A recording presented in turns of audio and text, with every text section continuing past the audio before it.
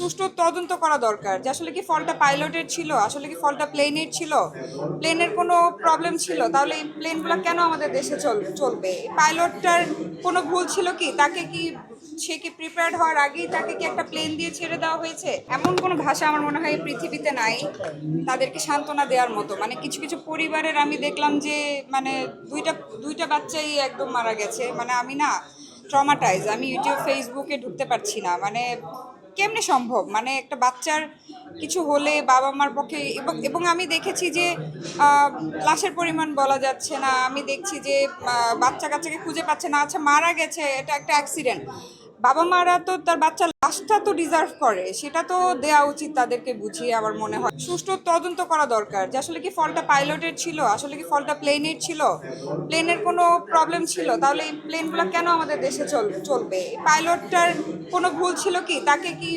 সে কি প্রিপেয়ার্ড হওয়ার আগেই তাকে কি একটা প্লেন দিয়ে ছেড়ে দেওয়া হয়েছে? দিয়াবাড়িতে তো অনেক খালি জায়গা ছিল, তাকে কেন কমান্ড করা হয়নি যে যদি ইনকেস এরকম কিছু হোক, আল্লাহ না করুক, খালি একটা জায়গা, ফাঁকা একটা জায়গায় জিনিসটা করানো? আমি এটা সুষ্ঠু তদন্ত চাই, এবং এই শোকের কোনো শেষ নাই। বাচ্চাগুলা, মানে নিরপরাধ বাচ্চাগুলো, মানে কালকে আজকে আমরা মানে আমাদের কালকে বাচ্চাদেরকে স্কুলে পাঠায়ও বাবা মারা টেনশন ফ্রি থাকবে না যে আদৌ আমার বাচ্চাটা সেফলি বাসায় ফিরতে পারবে কিনা। এটা আনএক্সপেক্টেড। আর আমি মনে করি যে লোকালয়ের উপর দিয়ে এসব ট্রেনিং প্রশিক্ষণ এটা একদমই করা উচিত না। এবং আমাদের যে এয়ারপোর্ট আছে সেটাও একদম উত্তরার কাছে, নিকুঞ্জর কাছে, আমাদের দিয়াবাড়ির ডিউজেসের কাছে, এটা তো খুবই ডেঞ্জারাস।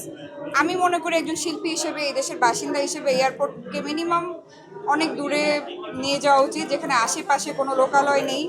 আমি এটা দাবি করব আমার জায়গা থেকে। বিদেশে অনেক প্রোগ্রাম হচ্ছে, মালয়েশিয়াতে, সিঙ্গাপুরে, দুবাই হচ্ছে না বোধহয়, বাট ইউরোপে, ইউএসএতে আপনারা সবাই জানেন আনন্দ মেলা হচ্ছে, ইউরোপে বৈশাখী মেলা হলো, সামারে অনেক প্রোগ্রাম থাকে।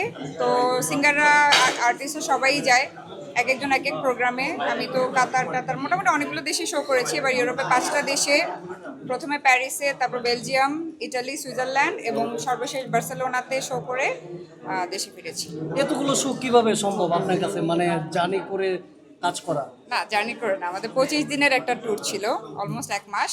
তো আমরা টাইম নিয়েই আমাদের একদিন শো ছিল, বাকি দিন আমরা ঘুরে টুরে মোটামুটি 7টা দেশ ভিজিট করে খুব সুন্দরভাবে আমরা শোগুলো করেছি। এবং আমি খুবই অবাক যে দেশের বাইরের মানুষরা আমাদের কাজ এত দেখে এবং এত ফ্যান তারা আমাদের, এবং এত বাঙালি কমিউনিটি যারা আছেন তারা এত ভালো, এত আন্তরিক আমাদেরকে। মানে আমরা দাওয়াত খেতে খেতে পাগল হয়ে গেছি, মনে হয় ওয়েট বেড়ে গেছে দাওয়াত খেতে খেতে। মানে প্রতিদিন এই বাসায় ওই বাসায়, ভাবিদের বাসায় দাওয়াত, মজার মজার সব খাওয়া দাওয়া, তাদের আতিথেয়তায় আমি আসলেই মুগ্ধ। এবং তারা আমাদের কাজ দেখে। মানে সুইজারল্যান্ডে যখন গেলাম, একটা ভাইয়া, সে 3-4 ঘন্টা ড্রাইভ করে এসে বলতেছে যে আজকে তোমার ফাউল জামাই নাটকটা শেষ পর্ব দেখে আসলাম।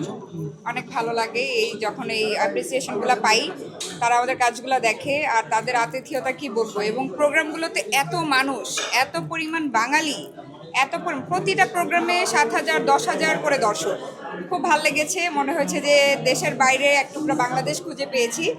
তো খুব এনজয় করেছি এবং অনেক ভালো ছিল।